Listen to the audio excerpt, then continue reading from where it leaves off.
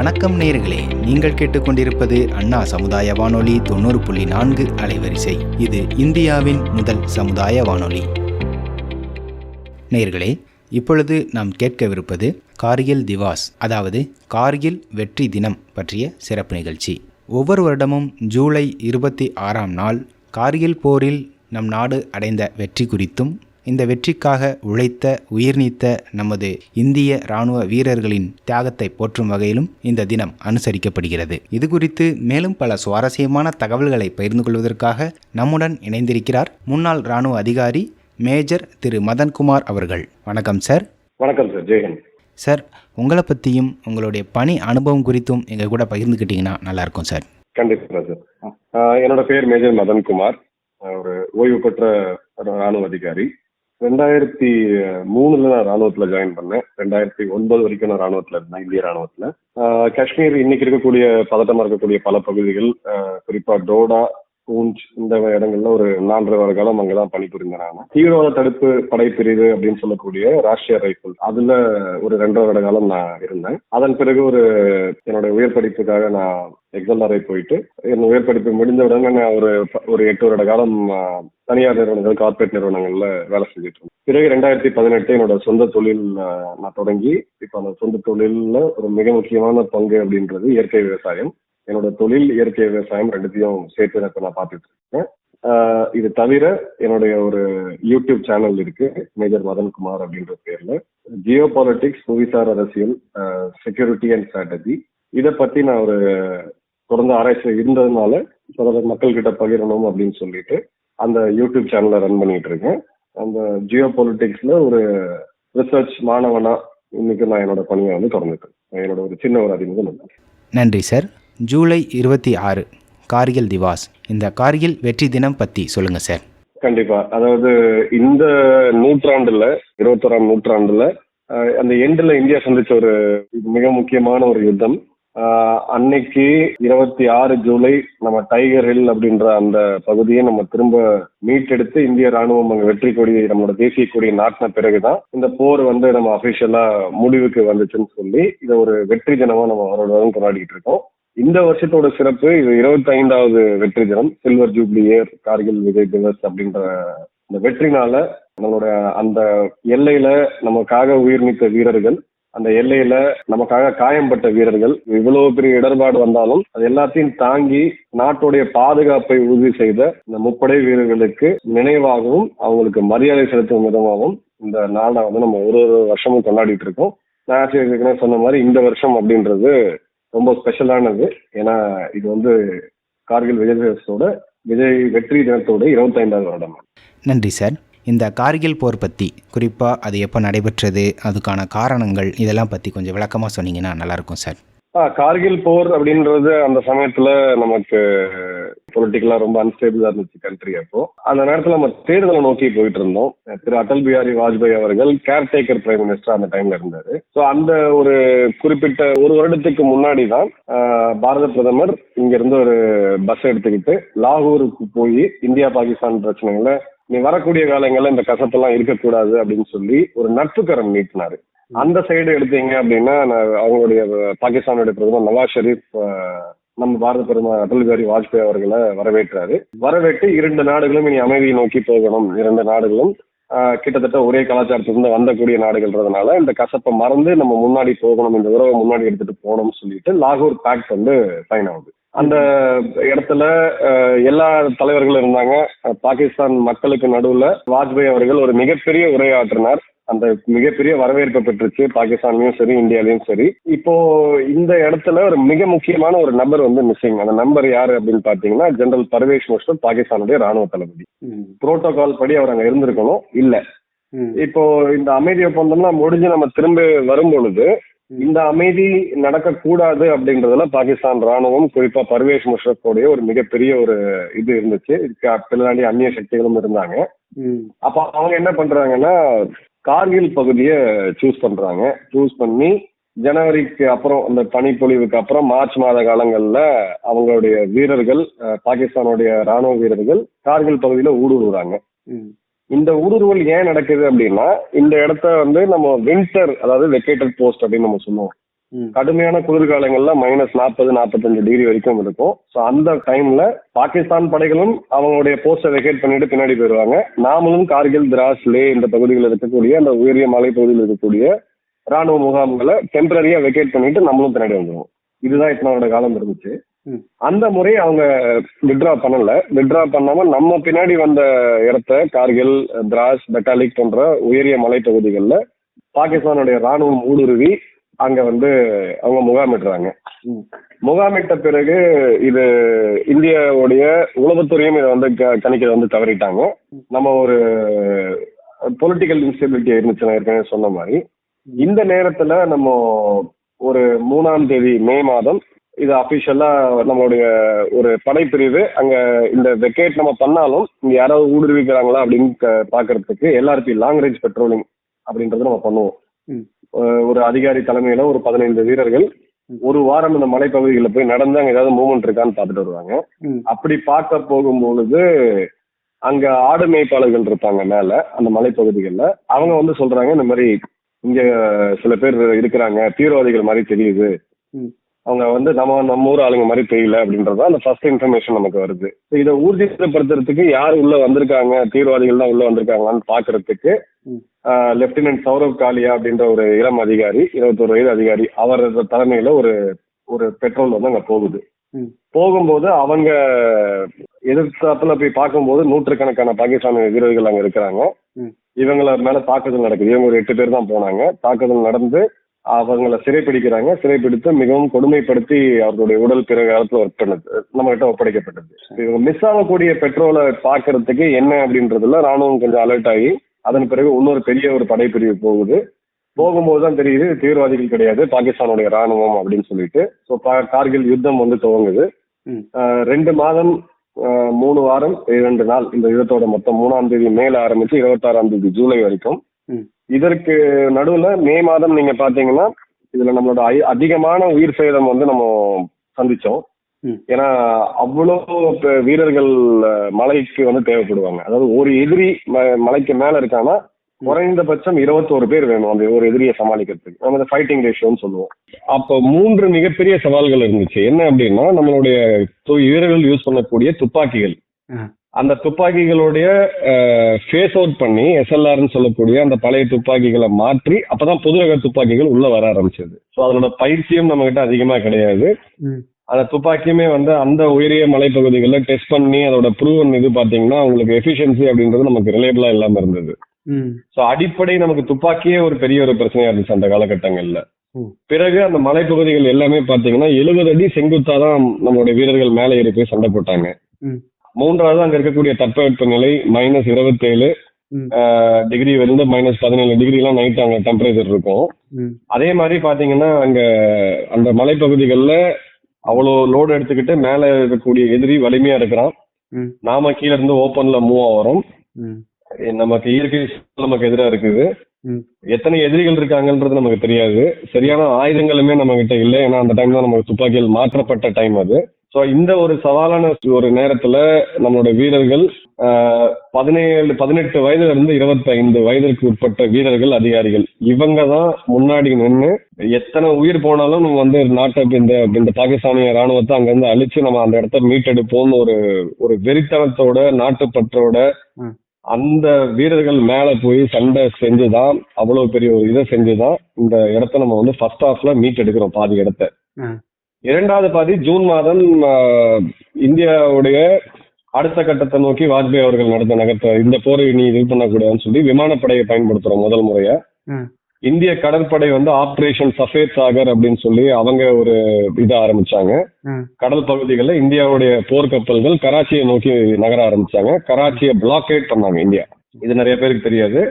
கராச்சியை முற்றிலும், கராச்சியில இருந்து எந்த கப்பலும் வெளியில வராம எந்த கப்பலும் உள்ள வர போக வேண்டிய அளவுக்கு இந்தியா பிளாக்கேட் பண்ணுச்சு. இதை பண்ணும்போதுதான் பாகிஸ்தான்ல ஒரு பெரிய ஒரு பிரச்சனை வந்துச்சு. ஏன்னா அவங்க கிட்ட 7 நாளைக்கு மேல பெட்ரோல் டீசல் கிடையாது. அது இல்லாம அவங்களால யுத்தம் செய்ய முடியாது. ஸோ பின்வாங்கணும் அப்படின்ற ஒரு இது வருது. அதுக்கப்புறம் பாகிஸ்தான் ஒரு அணு ஆயுத மிரட்டலை விடுறாங்க. நீங்க உள்ள வந்தீங்கன்னா எங்க நாட்டுக்குள்ள நீங்க தாக்குதல் நடத்தீங்கன்னா அணு ஆயுதத்தை பயன்படுத்துவோம் அப்படின்னு சொல்லி. அதற்கு வாஜ்பாய் அவர்கள் நீங்க அணு ஆயுதத்தை பயன்படுத்தணும்னு நினைச்சீங்கன்னா பாகிஸ்தான்லயே இல்லாம பண்ணிடுவோன்ற அளவுக்கு அவரு ஒரு கடுமையான ஒரு நிலையை எடுத்தார் அன்னைக்கு. அதன் பிறகு பில் கிளின்டன் அன்னைக்கு அமெரிக்க ஜனாதிபதி இந்த இடத்துல 2 நாடுகளும் அணு ஆயுதத்தை வச்சுக்கிட்டு இப்படி பதட்டமா இருக்கக்கூடாதுன்றதுல அவங்க தலையிட்டாங்க. அப்பவும் போர் நிறுத்தத்துக்கு நம்ம ஒத்துக்கல. கடைசியா நம்மளுடைய டைகர் ஹில் அப்படின்னு சொல்லக்கூடிய இந்த பர்டிகுலர் இடத்த தான் அன்னைக்கு 25ஆம் தேதி விடிய காலையில இந்தியாவுடைய ராணுவ வீரர்கள் ஒரு பெரிய படை எடுத்துக்கிட்டு மேல போய் 26 நைட்டு கிட்டத்தட்ட 16 மணி நேரம் அந்த மலைப்பகுதிகளில் சண்டை போட்டு நம்ம நினைச்சே பார்க்க முடியாத ஒரு யுத்தம் இது. அதாவது நீங்க இன்னைக்கு இருக்கிற யுத்தம் பாக்குறீங்கன்னா நம்ம டெக்னாலஜி வச்சு சண்டை போடுறோம், மிசைல்ஸ் வச்சு சண்டை போடுறோம். இது வந்து வீரர்கள் தங்களோட மன உறுதியும் உடல் உறுதியும் வச்சு அந்த ஒரு மலைப்பகுதிகளில் இன்னைக்கு நம்ம சாதாரணமா நடக்க கூட நம்மளால முடியாது. இன்னைக்கு உங்க காலேஜ்ல இருக்கக்கூடிய ஒரு 20 வயது ஃபிட்டான இளைஞன் கூட அந்த இடத்துல வந்து நடக்க முடியாது. அதையெல்லாம் தாண்டி நம்ம வந்து அந்த டைகர்ல 25ஆம் தேதி விடிய காலையில நம்ம வந்து மீட்டெடுத்து நம்மளுடைய மூவர்ண தேசிய கொடி அங்க பறக்க விடப்பட்டுச்சு. அது தலைப்புச் செய்தியா அன்னைக்கு வந்து எல்லா நாடுகளிலும் வந்துச்சு. பிறகு அபிஷியலா இந்த போரை வந்து நம்ம முடிச்சு வச்சோம். இந்த போர் நிறுத்தத்துக்கு நம்ம வந்து ஒத்துக்கிட்டோம்.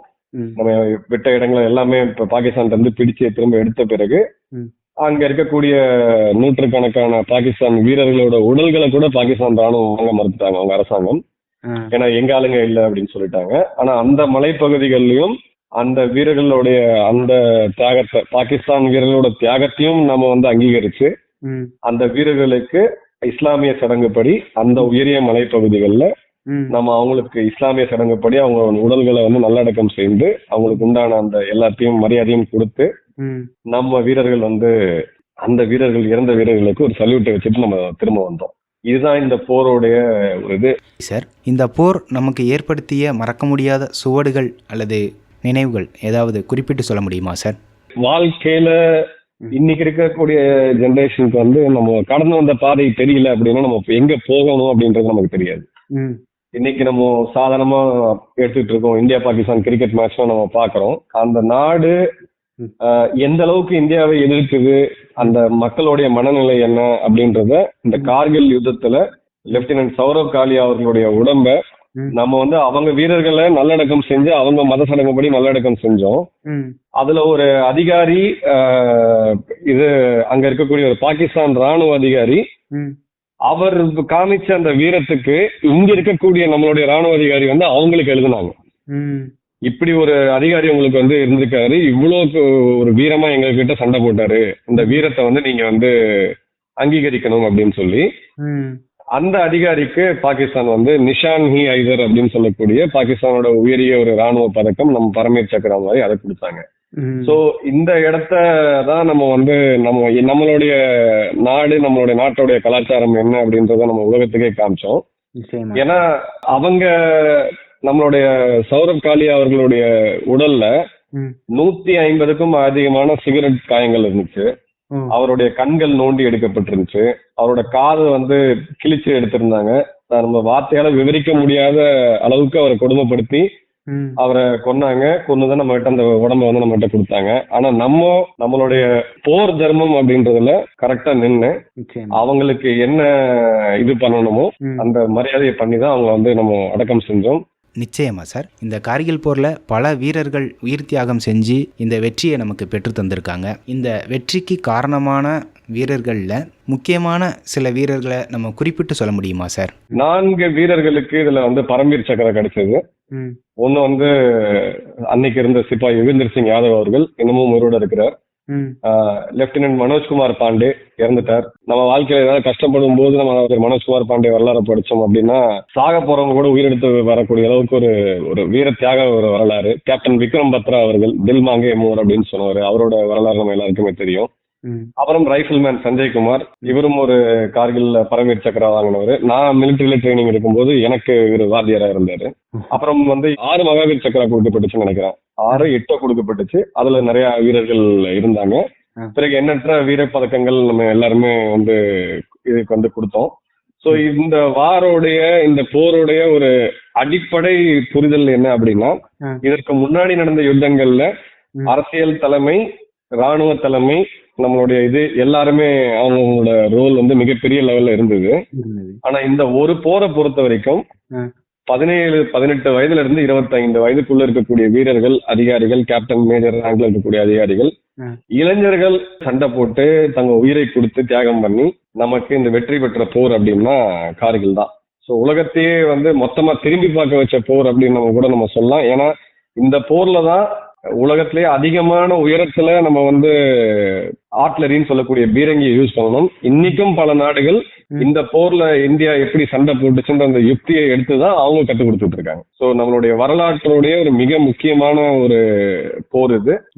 நம்ம இளைஞர்களுக்காக ஒரு மிகப்பெரிய ஒரு சல்யூட்டை கொடுக்கணும். என்னை போன்ற பல பேர் ராணுவத்துல 2002 தான் நான் ராணுவத்துல ஜாயின் பண்ணணும்னு நினைச்சு 2003 நான் ஜாயின் பண்ணேன். அன்னைக்கு நாங்க ஜாயின் பண்றதுக்கான ஒரு அடிப்படை காரணம் என்ன அப்படின்னு பாத்தீங்கன்னா, எங்களுக்கு முன்னோடிகளாக இருந்த எங்களுடைய சகோதரர்கள், குறிப்பா கேப்டன் விக்ரம் பத்ரா, லெப்டினன்ட் மனோஜ்குமார் பாண்டே போன்ற வீரர்கள், இவர்களை மாதிரி ஒரு நாளாவது வாழ்க்கையில வாழணும் அப்படின்னு சொல்லிட்டு தான் பல பேர் அதுக்கப்புறம் ராணுவத்துல சேர்ந்தாங்க. நன்றி சார். இந்த கார்கில் போர் தான் உங்களையும் உங்களை போன்ற பல இளைஞர்களையும் உங்களுடைய காலகட்டத்தில் ராணுவத்தில் சேர்ந்து சேவை செய்வதற்கான ஒரு ஆர்வத்தை தூண்டியிருக்கு அப்படின்னும் போது, இந்த நிகழ்ச்சியை கேட்டுக்கிட்டு இருக்கிற இன்றைய இளைஞர்களுக்கு, குறிப்பாக நம்ம பொறியியல் மாணவர்களுக்கு ராணுவத்தில் என்னென்ன மாதிரியான வாய்ப்புகள் இருக்குது, அதை பற்றி கொஞ்சம் சொல்லுங்கள் சார். ராணுவம்ன்றது மிகப்பெரிய கடல். இங்க நூற்றுக்கணக்கான டெக்னிக்கல் பிரான்ச்சஸ் இருக்கு. நீங்க நினைச்சு பார்க்க முடியாத அளவுக்கான தொழில்நுட்பம்ன்றது இன்னைக்கு இருக்கு. ஸோ ராணுவத்தை ஒரு கெரியரா யோசிச்சு அதுல அவங்க அதிகமா பங்கேற்கணும். தமிழ்நாட்டுடைய பங்களிப்பு அப்படின்றது ரொம்ப கம்மியா இருக்கு ராணுவத்துல, குறிப்பா அதிகாரிகள் லெவல்ல ரொம்ப கம்மியா இருக்கு. இது உங்களுக்கு ஒரு நல்ல கெரியரை கொடுக்கும். நீங்க நினைச்சு பார்க்க முடியாத ஒரு சாட்டிஸ்பாக்சனை கொடுக்கும். இனி வரக்கூடிய காலங்கள்ல நாட்டுக்கு எதிர்நோக்கக்கூடிய பாதுகாப்பு சவால்கள், குறிப்பா சைனா ஒரு பக்கம், பாகிஸ்தான் இன்னைக்கு ஒரு பக்கம். So defence as a career, குறிப்பா உங்க காலேஜில் இருக்கக்கூடிய இன்ஜினியரிங் கல்லூரி மாணவர்கள் எல்லாருமே கன்சிடர் பண்ணுங்க. நீங்க வெளியில நீங்க பாக்குறத விட நீங்க 100 வேலைக்கு போகலாம், 100 இது பண்ணலாம். Everything else will give you a job, the army will give you life. இங்க உங்களுக்கு ஒரு வாழ்க்கையை கொடுக்கும். ஸோ அந்த பொண்ணான வாய்ப்பை நீங்க ஃபைனல் இயர்ல இருக்கும்போது, ப்ரீ ஃபைனல் இருக்கும்போது எக்ஸ்ப்ளோர் பண்ணுங்க. நிச்சயமா சார். இறுதி கேள்வி, இந்த கார்கில் திவாஸ் தினத்தில் நம்ம நேயர்களுக்கு, குறிப்பாக இளைஞர்களுக்கு நீங்கள் சொல்ல விரும்புகிற கருத்துக்கள் சார்? கண்டிப்பா. நான் ஒரு இன்ஜினியரிங் காலேஜ்ல 2ஆம் வருடம் படித்துட்டு இருந்த போதுதான் கார்கில் 99ல ஆரம்பிச்சது. நான் ஒரு செகண்ட் இயர் இன்ஜினியரிங் ஸ்டூடெண்ட். அப்போ நான் ஒரு மாணவனா இருந்த அந்த போரை நான் பார்த்திருக்கேன். டெய்லி நாங்க நியூஸ் பேப்பர் படிப்போம். கார்கிலுக்கு அன்னைக்கு நிதி கலெக்ட் பண்றதுக்கு பல இடங்கள்ல நாங்க தெருவில் இறங்கி நாங்க போயிருக்கோம். மக்கள்கிட்ட கேட்டு அந்த நிதி எல்லாம் வாங்கி அன்னைக்கு எங்களால பண்ண முடிஞ்ச சிறு சிறு உதவிகளை நாங்க பண்ணோம். பட் அடிப்படையா ஒரு விஷயம் மாணவர்கள் புரிஞ்சுக்க வேண்டியது, இன்னைக்கு இருக்கக்கூடிய மாணவர்கள் புரிஞ்சுக்க வேண்டியது, ஏன்னா இவங்க யுத்தத்தை பத்தி எல்லாம் இவங்க அதிகமா கிடையாது அவங்க வாழ்க்கையில. இன்னைக்கு நாங்க இருந்த டைம்ல இருந்த கஷ்டங்கள் இன்னைக்கு அந்த அளவுக்கு இல்ல. மாணவர்களுக்கு பெற்றோர்கள் அவங்க நல்லா பாத்துக்கிறாங்க, படிக்க வைக்கிறதுக்கான எல்லாத்தையும் செய்யறாங்க. கல்லூரிகள் பெரிய லெவல்ல இருக்கு. இன்னைக்கு இளைய தொடர்ந்து இருக்கு. இன்னைக்கு பெரிய நல்லா தேர்ந்த அறிவாளிகள் இருக்காங்க. ஆனா ஒரே ஒரு விஷயம், நான் அவங்களுக்கு சொல்ல வர விஷயம் என்னன்னா, ஃப்ரீடம் இஸ் நாட் ஃப்ரீ. இந்த சுதந்திரம் இன்னைக்கு அவங்க என்ஜாய் பண்ணிட்டு இருக்கிறதுக்கு, அவங்க அனுபவிக்கக்கூடிய இந்த சுதந்திர காற்று அப்படின்றது நிச்சயமா இலவசமா வந்தது கிடையாது. ஆயிரக்கணக்கான லட்சக்கணக்கான உயிர்கள் இதுக்கு பின்னாடி அவங்க தியாகம் பண்ணதுனாலதான் இன்னைக்கு நம்ம இந்த சுதந்திர காற்றை நம்ம சுவாசிச்சுட்டு இருக்கோம். So freedom always comes with responsibility. So அந்த சுதந்திரம், நம்ம என்ன பேசுறோம், என்ன கருத்து சொல்றோம் அப்படின்றது, பேச்சுரிமை, கருத்துரிமை, நமக்கு கல்வி உரிமை எல்லாமே இருக்கு. ஆனா அதற்கு பின்னாடி தூணா இருந்த இத்தனை நூற்றுக்கணக்கான வீரர்கள், ஆயிரக்கணக்கான லட்சக்கணக்கான வீரர்கள், முதலாம் உலக போர்ல இருந்து நம்மள சுதந்திர போராட்ட தியாகங்கள்லாம் இந்த நாட்டோடைய அடித்தளமா பாத்தீங்கன்னா நம்ம செங்கல், ஒரு செங்கல்ல அவங்க இருக்கிறாங்க. இத அடுத்த கட்டத்துக்கு எடுத்துட்டு போகக்கூடிய கடமை அப்படின்றது இன்னைக்கு இருக்கக்கூடிய மாணவ செல்வங்களுக்கு நிச்சயமா இருக்குது. 527 பேர் இந்த கார்கில் போர்ல மட்டும் இறந்தது. 1323 பேர் இன்னைக்கும் கைகால் இல்லாம நிறைய பேர் முடமாயி இருக்கிறாங்க. இவ்வளவு தியாகங்கள் பண்ணது நம்மளுடைய அடுத்த தலைமுறைக்கு தான். ஸோ அந்த தலைமுறை இந்த வீரர்களுக்கு அந்த நாளன்று மட்டும் இல்லாம அந்த வீரர்களை நாட்டுக்காக தியாகம் செஞ்சு இவ்வளவு லட்சக்கணக்கான வீரர்களை நினைச்சு பார்க்கணும். இது அவங்களுடைய தேச கடமைன்னு நான் சொல்லுவேன். நிச்சயமா சார். இந்த சுதந்திரத்துக்கு விலை கொடுத்த இந்த வீரர்களுக்கு அவங்க நினைச்சு பார்க்கணும். அந்த நம்மளுடைய தேசிய கீதம் பாடும்போது இன்னைக்கு கொஞ்சம் வருத்தமா இருக்கு. சில பேர் எந்திரிச்சு நிக்கிற மாதிரிலாம் கேட்கிறாங்க. இந்த தேசிய கீதம் தான் நம்மளுடைய இனம், மொழி, மதம் எல்லாத்தையும் ஒருமைப்படுத்தக்கூடிய ஒரு விஷயம். என்ன அப்படின்னா, நம்மளுடைய தேசிய கீதமும் நம்மளுடைய மூவர்ண கொடியும் தான். இன்னைக்கு உலகம் முழுக்க பல நாடுகள் நம்ம நிமிர்ந்து பார்க்கும்போது அந்த மூவர்ண கொடிக்கும் இந்த தேசிய கீதத்துக்கும் நம்ம என்னைக்குமே லாயலா இருக்கணும். அதை பெருமையா நம்ம சொல்லணும், பெருமையா நம்ம பாடணும். அப்போதான் நம்மளுடைய அடுத்த கட்டத்தை நோக்கி போக முடியும். இன்னைக்கு அவங்க படித்து பெரிய பெரிய ஆட்களா வருவாங்க, முதலாளிகளா வருவாங்க, பல நிறுவனங்களை போய் வேலை செய்வாங்க, எல்லாம் பண்ணுவாங்க. ஆனா நாடு சேஃபா இருந்தா மட்டும்தான் நாம இங்க சேஃபா இருக்க முடியும். எல்லைகள்ல சண்டை நடக்கல, எல்லைகள்ல சண்டைகள் தடுத்து நிறுத்தப்படுது. எல்லைகள் நடக்காம போச்சுன்னா இன்னைக்கு நம்ம உக்ரைன் நாட்டை பாக்குறோம், சண்டை வந்து அவங்க நகரங்களுக்குள்ள நடந்துகிட்டு இருக்கு. அதனால இந்த ஒரு நாளை ஒரு பெரிய ஒரு திருவிழாவா கொண்டாடணும்.